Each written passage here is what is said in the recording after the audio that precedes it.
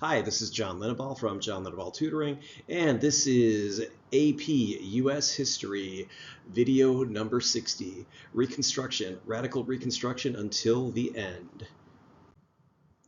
President Johnson and Congress fight. In 1866, the discord between the Republicans from Congress and President Andrew Johnson, not Lyndon Baines Johnson, he was from the 1960s, not the 1860s, intensified.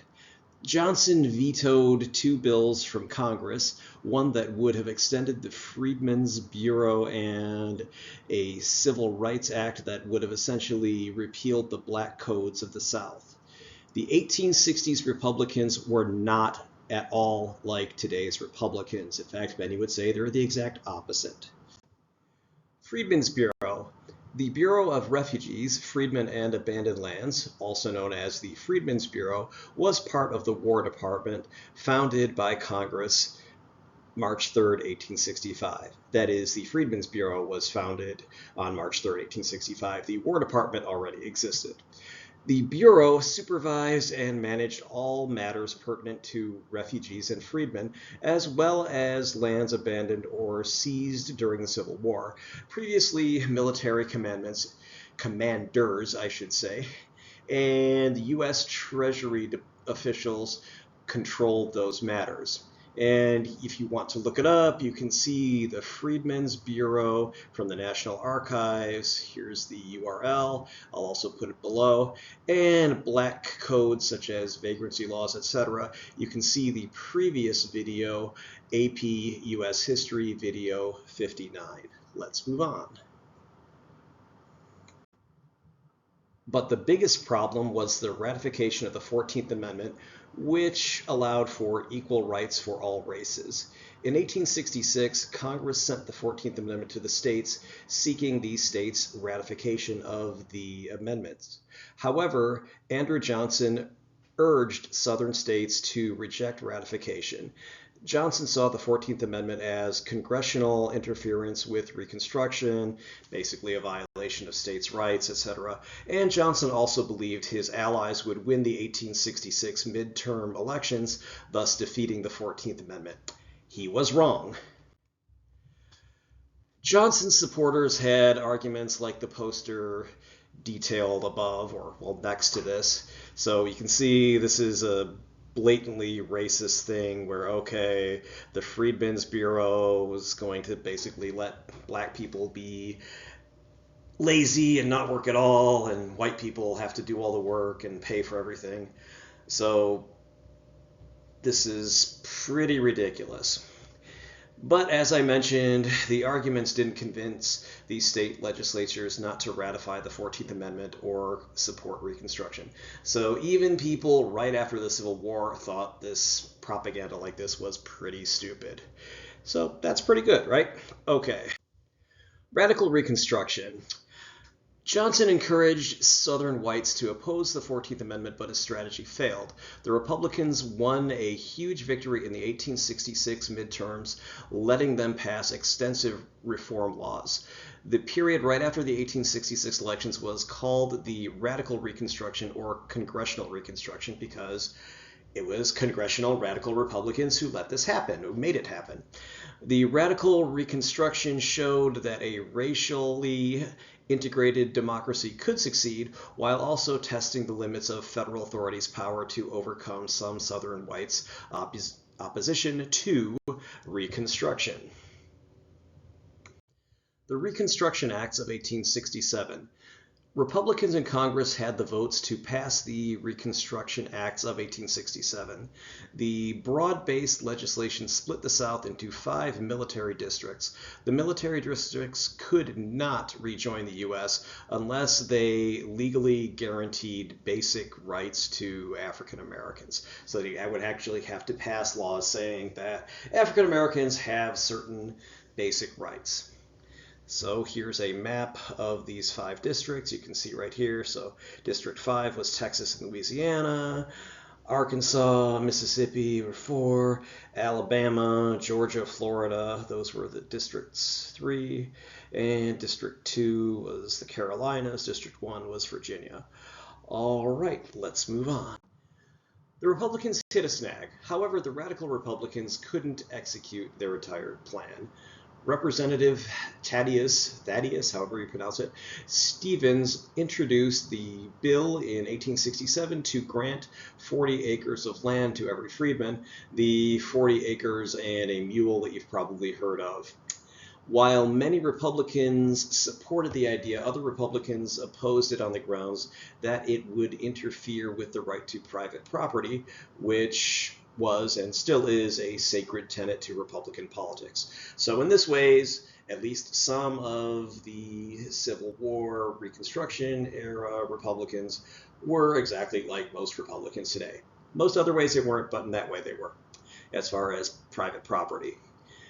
The idea of land reform for the freed slaves died in committee in the summer of 1867. And here's a little side note on reparations. Just from doing a Bing search a little while ago, the cost of 40 acres of rural land in the United States is estimated to be around $120,000. The cost of a mule can range from $400 to more than $30,000, probably depending on how good the mule is. Therefore, a 40 acres and a mule would cost about, could cost as little as $120,400 or as much as $150,000. However, the 40 acres and a mule promise made to Black Americans after the slavery era is estimated to be about $12 trillion. This would give each descendant of the enslaved about $254,782. So that's interest, etc. President Andrew Johnson overturned the order before the end of the year and returned the land to the slave owners and traders who originally owned it.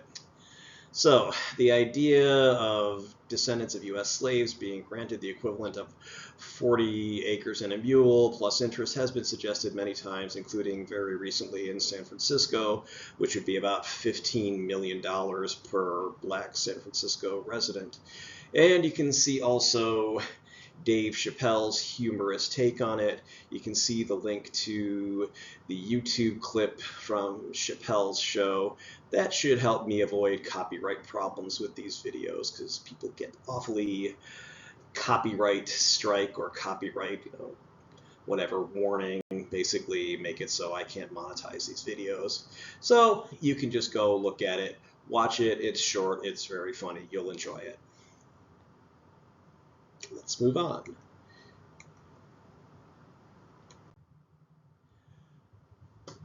Side note on reparations, some more. If we look at the cost of the war in Afghanistan, which did not end very well, the cost of that 20-year war on terror was $8 trillion and 900,000 deaths. Not all American deaths, but still, that's 900,000 people dead. And 8 trillion, so looks like this country is willing to spend this kind of money when it thinks it's worthwhile. Probably reparations for slavery would have been a better idea than the war in Afghanistan, but hey, what do I know?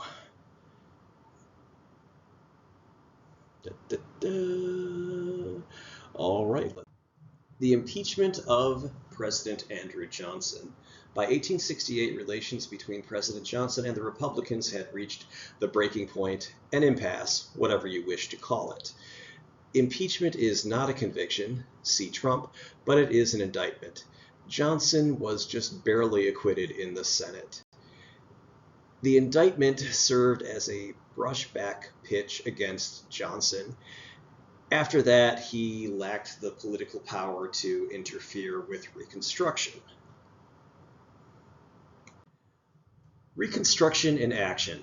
The performance of the Reconstruction era Southern state governments is controversial to this day. White Southerners complained about the burdens created by the new state governments, which they claimed were corrupt and incompetent, which, by the way, is most people's complaint about most governments ever. Recent historians have argued that the Reconstruction governments were less corrupt, and less inept than other state governments, and achieved many goals while dealing with significant interference, including people who had wished that the Civil War had gone the other way. Yeah, I can see there being some pretty serious problems there. Southern state governments were comprised of many different groups. Southern Democrats, sometimes called Dixiecrats, were often a minority in these legislatures. The Southern whites who joined the Republicans were often labeled as scalawags by the Democrats.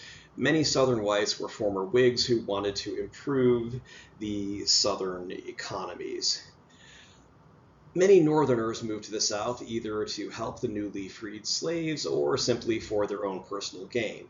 The Southern Democrats called these transplanted Northerners carpetbaggers to imply they were simply opportunists. See below. The idea they would get one of these things in the background, which was a carpet bag, and just grab a little bit of stuff, move down, and start businesses down in the South.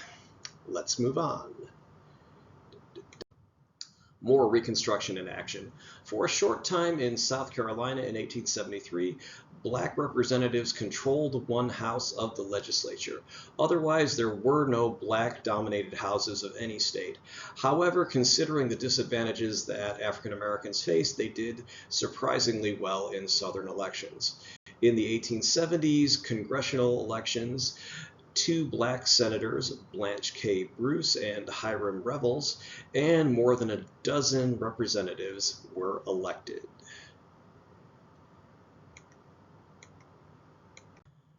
Accomplishments of Reconstruction. There were schools built for African Americans, education for the freed slaves, etc. The schools prospered despite the expense and the risk to the freed people. The HBCUs, that is, historically black colleges and universities, were founded. So I'm talking about things like Howard University and Morehouse College. More accomplishments of Reconstruction. Hospitals that service African Americans were founded. The laws were reformed, that is, state constitutions and penal codes, including, unfortunately, the black codes were written into the new state constitutions and penal codes. But the laws were better than they used to be, except for things like the black codes. And if you want more information on the black codes, etc., see APUSH History Video 59, the one that I made before this one. Finally, the physical reconstruction of the South after the Civil War. Scalawags and Carpetbaggers. We already talked about that, but here's from Wikipedia. Okay, in U.S. history, the term scalawag referred to white Southerners who supported Reconstruction policies and efforts after the Civil War. This is used as a slur. It's not a nice thing to use. Some historians use it anyway, but if you're going to use it, at least note that it was used mostly by Dixiecrats, Democrats in the South, and that it was a controversial term. Okay.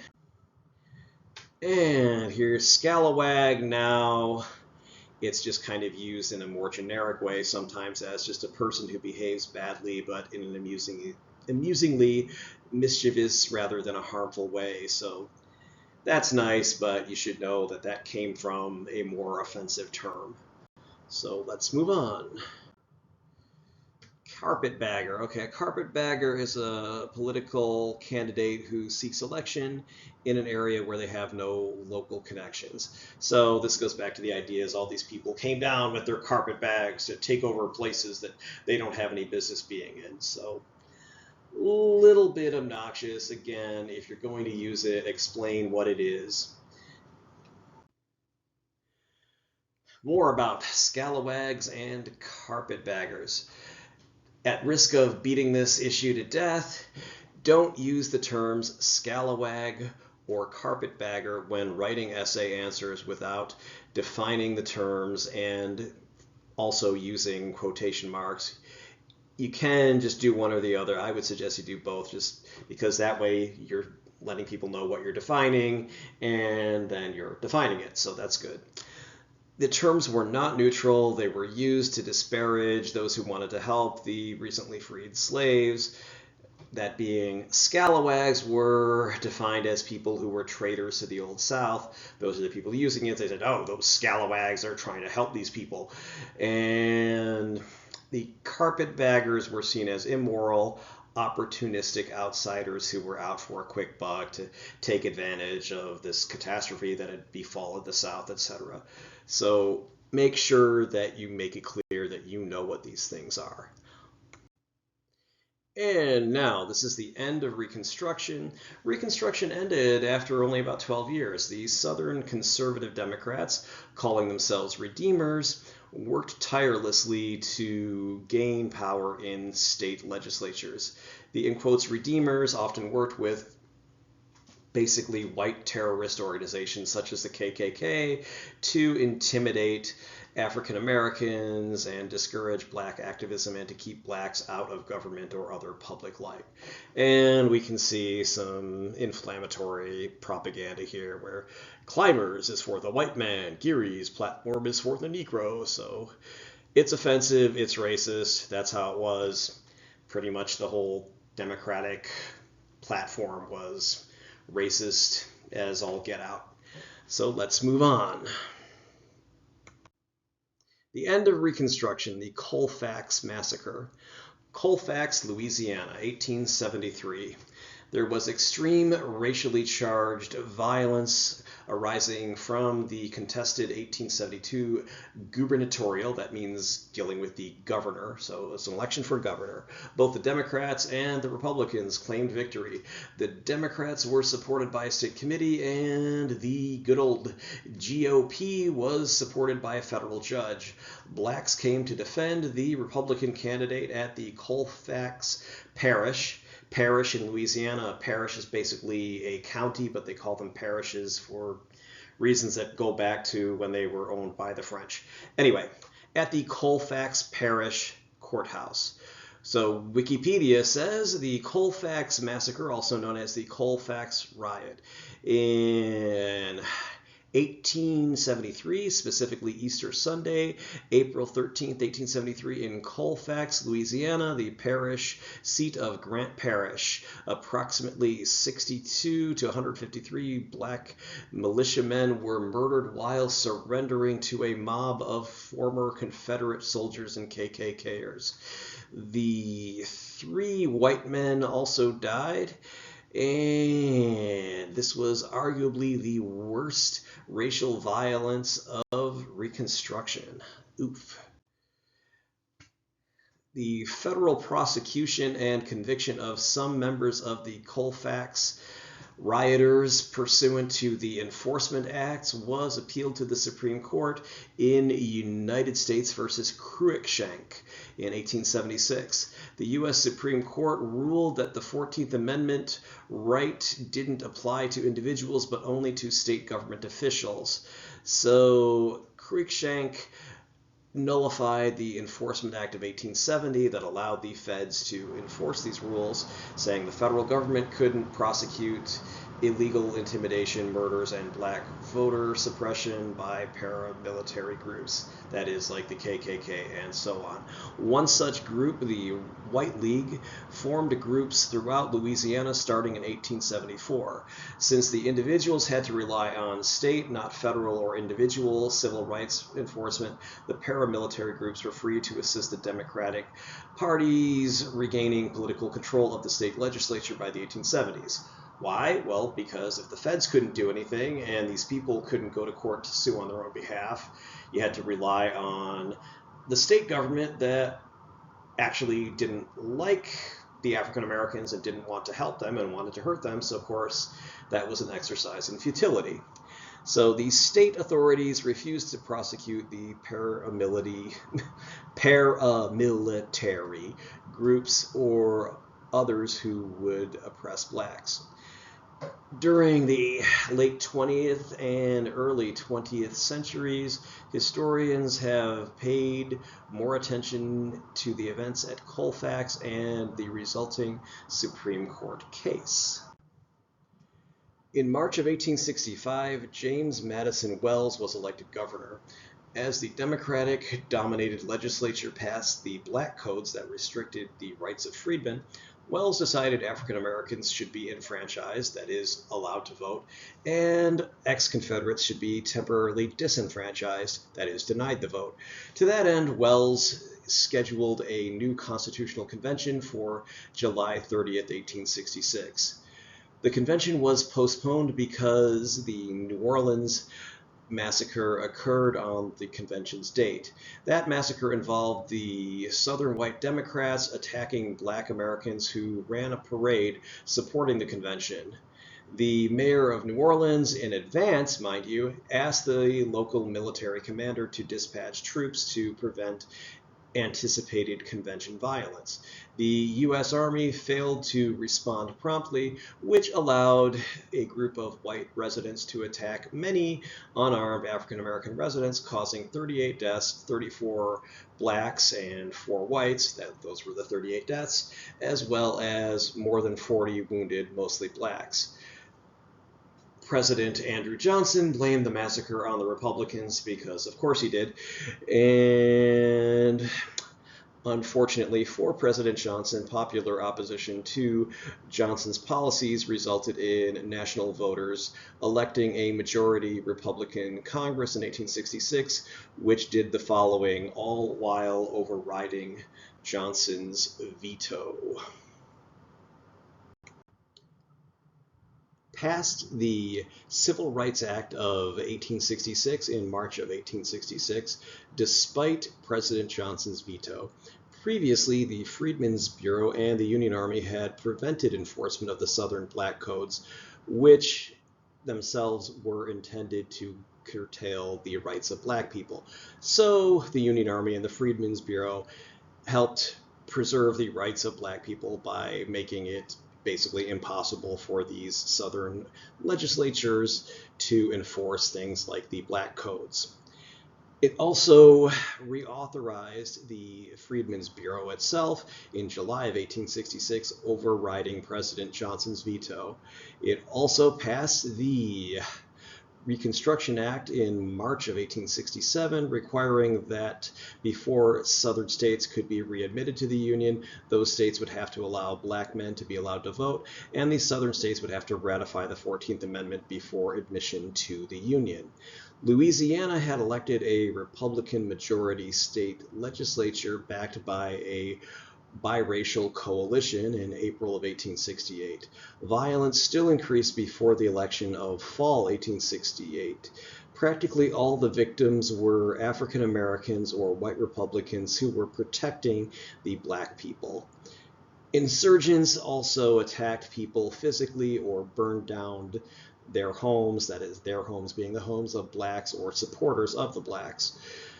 Democratic President Johnson barred the Republican governor of Louisiana from using state or federal troops to stop violence by paramilitary groups such as the Knights of the White Camellia from causing lots of violence. All right, let's move on. James Roswell Beckwith, the New Orleans based U.S. attorney, urged immediate action, sending a telegram to the U.S. Attorney General. The massacre in Colfax was literally nationwide front-page news. Various government forces spent weeks arresting white terrorist group members, resulting in 97 men's indictments. Beckwith prosecuted 9 men under the Enforcement Act of 1870. The Enforcement Act of 1870 was a federal law intended to protect civil rights and 14th Amendment rights against the KKK and other domestic terrorist groups. That is, it was intended to enforce the law. That's why it was called the Enforcement Act. The 97 men were charged with 1 murder and also conspiracy against the rights of the freedmen, that is, the freed black former slaves. There were 2 successive trials in 1874. The defendants couldn't appeal if they were convicted because the civil law of that time forbade it. Beckwith failed to obtain a conviction. 1 defendant was acquitted and 8 other defendants were granted a mistrial.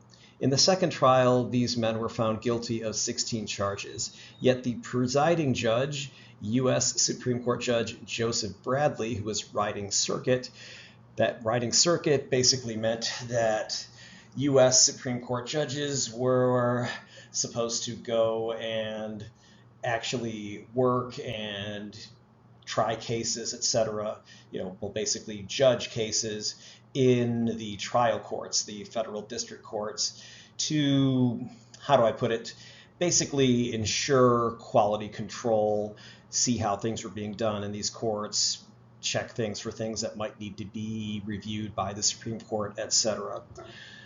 Anyway, Judge Bradley dismissed the convictions on the grounds that, one, the charges violated the state actor doctrine, and that is the idea that private individuals or private groups can't be held liable for violating laws that apply only to the government, or in quotes, the state.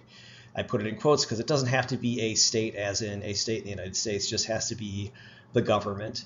And two, that it failed to prove the massacre was based on racism. And finally, three, that the charges were void for vagueness. They couldn't really be understood. So if you can't understand a charge, it's not fair to ask you to have to defend against it.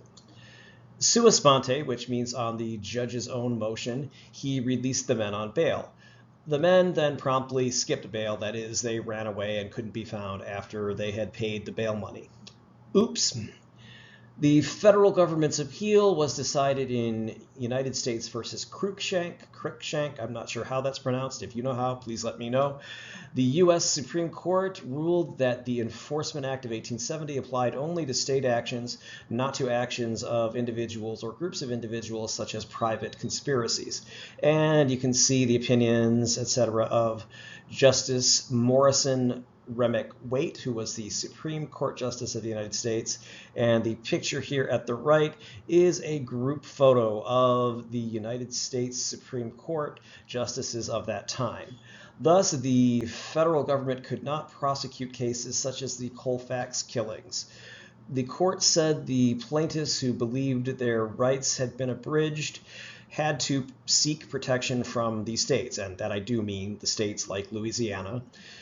Louisiana didn't prosecute anyone for the Colfax massacre, probably because they didn't want to. Most southern states wouldn't prosecute white men for attacks against freedmen. Thus, the enforcement of the criminal sanctions under the act ended. To me, it did seem odd that the same judge who heard the case could also be a judge in the appeal. The appeal was to the U.S. Supreme Court.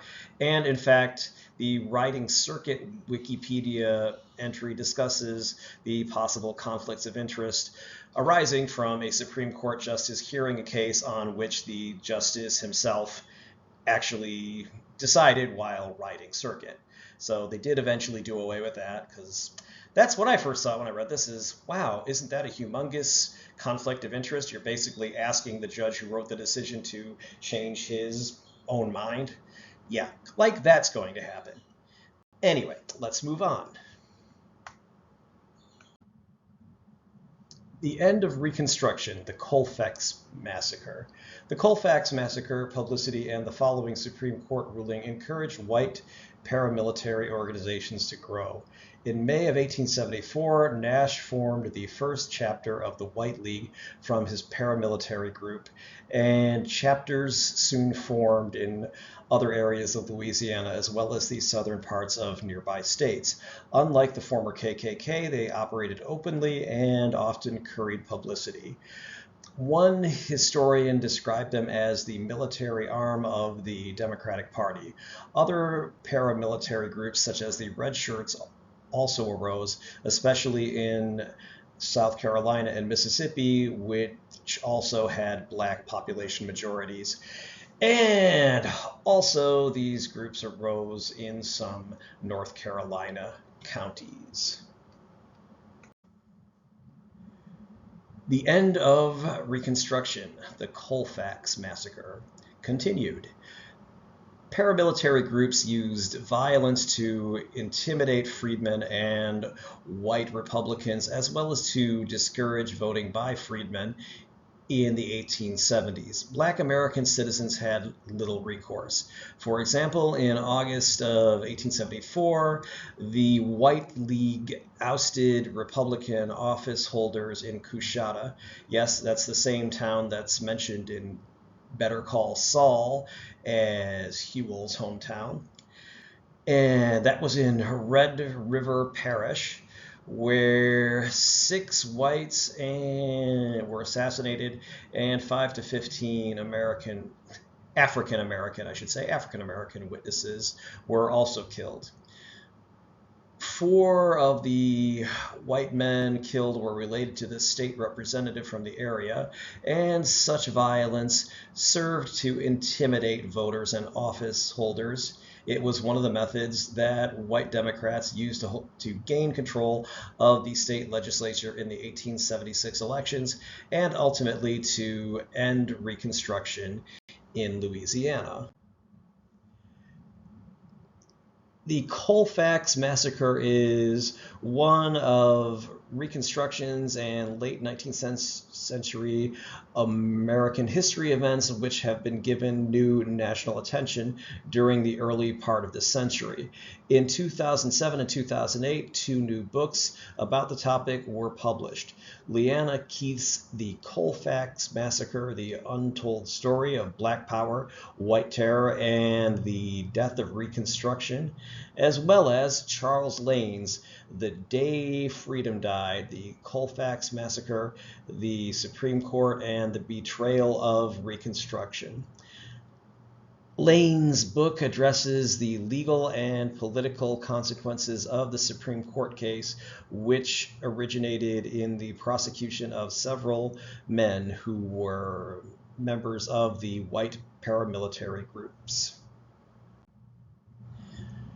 In Louisiana, as well as the rest of the United States, the scale of the massacre and political conflict which it represents are significant in relation to the history of Reconstruction, the history of racism against African Americans in the United States, and so on.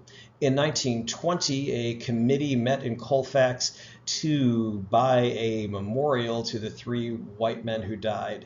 This monument stands in the Colfax Cemetery and reads, "Erected to the memory of the heroes Stephen Decatur Parrish, James West Hadnot, and Sidney Harris, who fell in the Colfax riot fighting for white supremacy."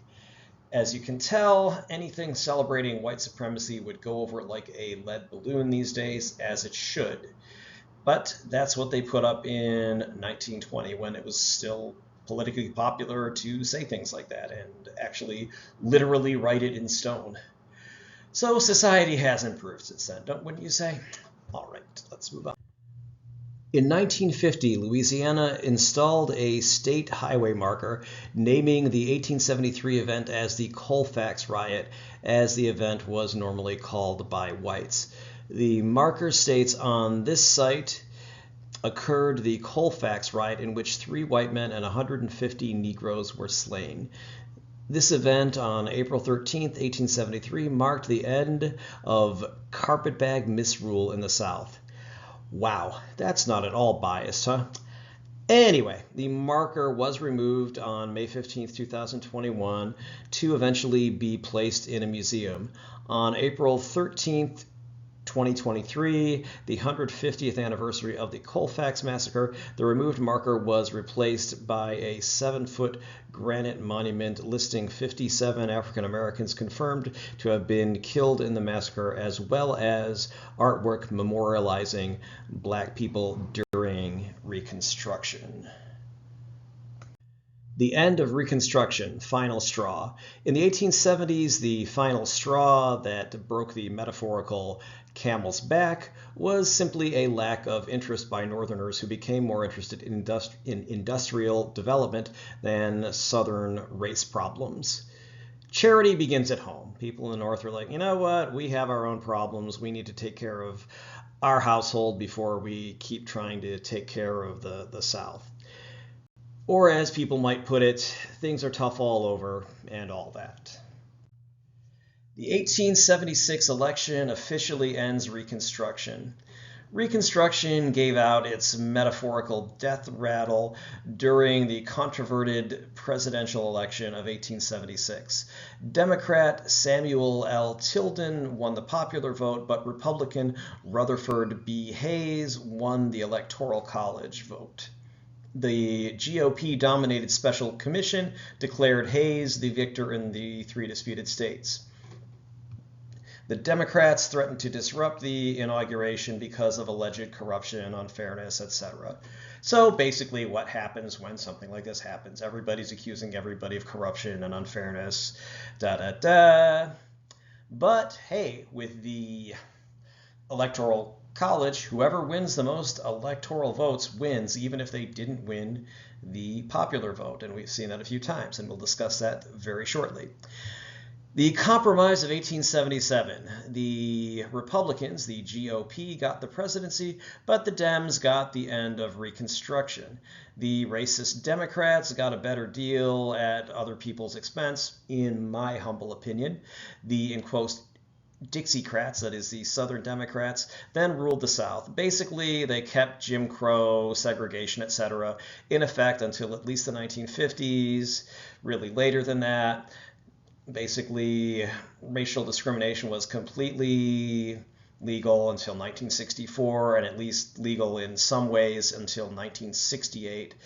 And separate but equal was definitely separate but rarely equal, as we can see from our little drawing here of the car for white folks and the Jim Crow car. So you see the one's all messed up is the Jim Crow car for blacks there. If you want to know more, you can research the U.S. Supreme Court case of Plessy versus Ferguson and or Brown versus Board of Education. A note on the Electoral College. You must understand the Electoral College's workings just in general to do well on the AP U.S. History exam, and really just to understand how presidential elections work. States are awarded a number of electoral votes based on population. The number of electors your state gets is going to be the same as the number of representatives your state has in Congress, which in turn is, of course, based on your state's population. More population means more representatives. So you can see this website, what is the Electoral College, National Archives, etc. If populous states elect candidate A by a small margin, A wins all of the electors from that state. So literally, even if you win California, the most popular state, only by one vote, you get all of them. Your opponent, even though they only got 2 less than you, doesn't matter, or even though they only got 1 less than you, doesn't matter. You win, they lost. You say, ha ha, finders keepers, losers weepers. Anyway, if candidate B wins many of the smaller states by a wide margin, B could actually get more votes nationwide but still lose. And this actually happened in 1824, 1876, 1888, 2000. Remember Bush versus Gore? Okay, a lot of you who are in high school weren't born yet, so you probably don't. And in 2016, with the Trumpster here. No wonder Hillary looks upset here. She won more votes, and she still lost. And she lost to this guy. Can you believe it? I can't either. So you can go look up Bush versus Gore on Wikipedia. That was a Supreme Court case where the Supreme Court intervened to elect, or should I say select, George W. Bush, even though a complete recount of Florida would have resulted in Gore's election. He would have been found to have the most votes, and he would have gotten Florida's electoral votes, and he would have won. This was a 5-4 decision because, of course, it was. It's also listed as not being binding precedent, so it's really only good for that election because, oh, there's a deadline, So I don't think that was a correct decision by the Supreme Court, nor do many people, but that's what happened. And as I was saying, basically, if the Supreme Court had just allowed Florida to recount all the ballots, Florida's election would have gone to Al Gore. Al Gore would have been elected president because then he would have had enough electoral votes. However, the Supreme Court said, oh, this is based on a Florida deadline. We can't do anything about that. Gee, that's too bad. There is a very funny song about this and other topics relating to the election by a group called Daryl Cherny and the Chernobyls. I saw them play about 20 some odd years ago in San Francisco. That was very funny, very good, and I will have a link below that you can go and listen to it.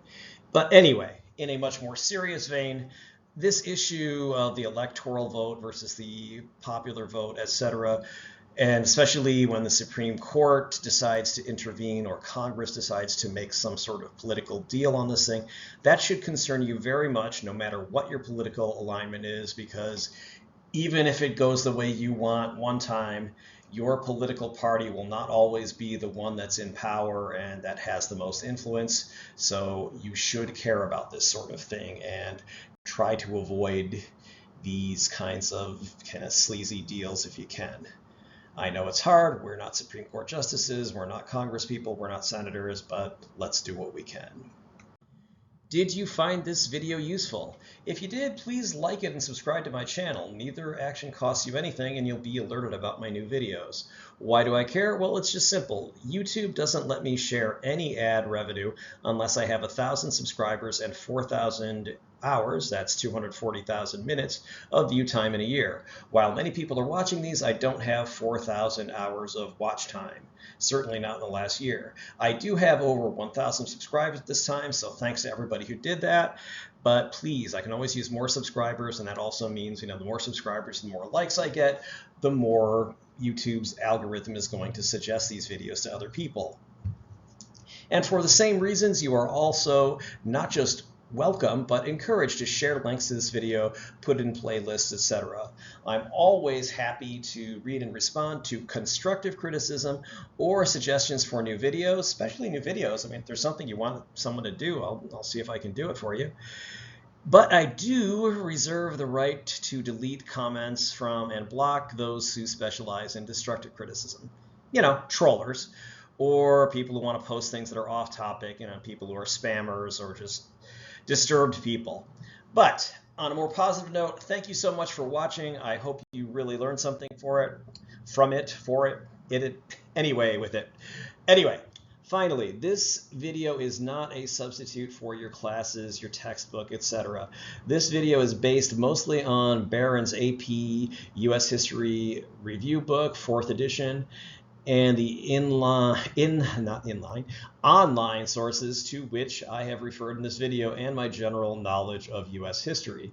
While this should help you do well on the AP U.S. History exam, I can't be responsible for what your teacher thinks is important and asks you about in his or her or non-binaries or their, whatever, tests, homework, etc. Please read your class texts and pay attention to what your teacher says in class. Contact me. You can always contact me at john@johnlineball.com. You can find me online at johnlineball.com or johnlineballtutoring.com. I didn't put that there, but doesn't matter. You'll get it, and it'll be in the description. I'm also at testpreparation.locals.com. You can sign up there.